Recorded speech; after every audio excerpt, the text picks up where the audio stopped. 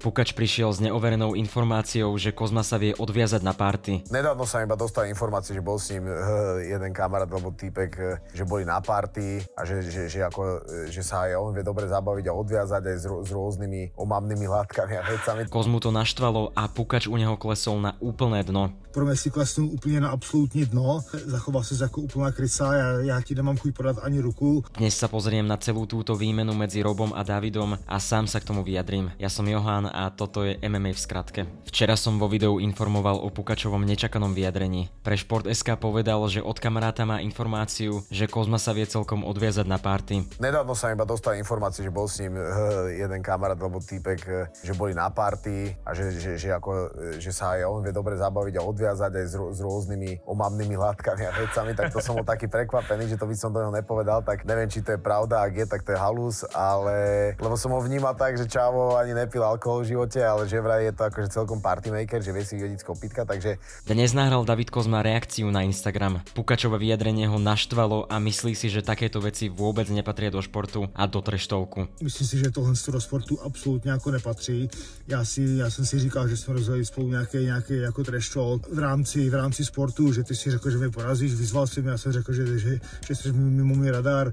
OK, trošku se zápas vyhypovali, ale tohle je úplně mimo, tohle do sportu nepatří. Pukač u Kozmu klesol na absolútne dno. Navíc si uvědom, že máme rodinu, máme děti a někdy se můžou jako dočíst, že jeho táta fetuje a takhle, takže pro mě si klesnul úplně na absolutní dno.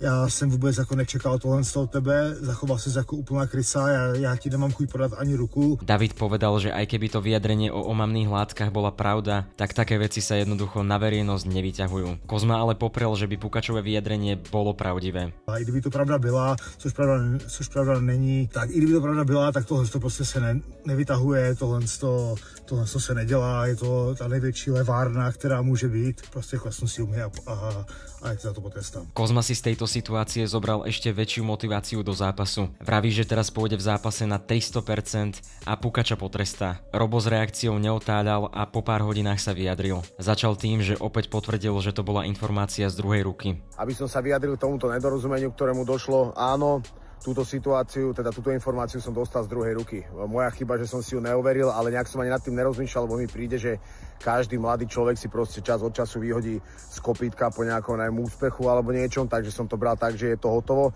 A keď som to hovoril v tom rozhovore, tak vôbec som nemal ambíciu z teba spraviť nejakého f***aka alebo zlého človeka alebo niečo.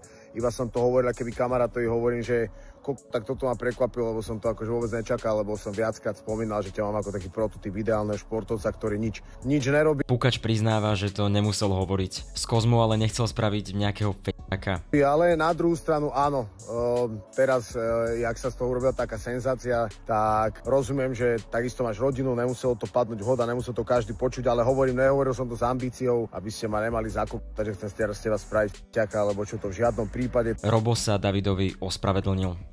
Jasné, ak to není pravda, sa ti ospravedlňujem.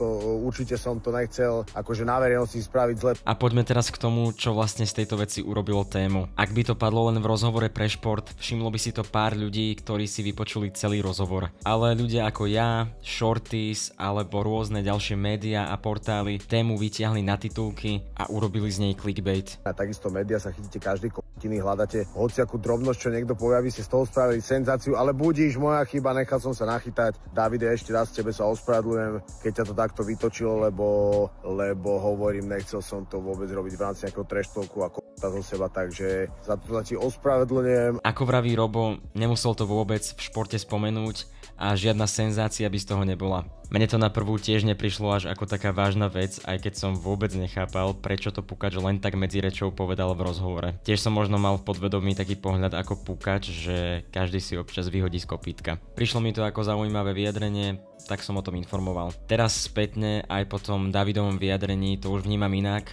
a chápem, že vidieť v titulkoch článkov a videí, že o mne píšu, že beriem omamné látky, nie je dvakrát príjemné. A ešte k tomu v situácii, keď máte rodinu a deti. Čo na túto výmenu hovoríte vy? A komu budete fandiť? Napíšte mi to do komentára. To je na dnes všetko. Ak sa ti toto video páčilo, zanechaj like, môžeš mi dať aj odber a vidíme alebo počujeme sa zase na budúce. Zatiaľ sa majte a čaute.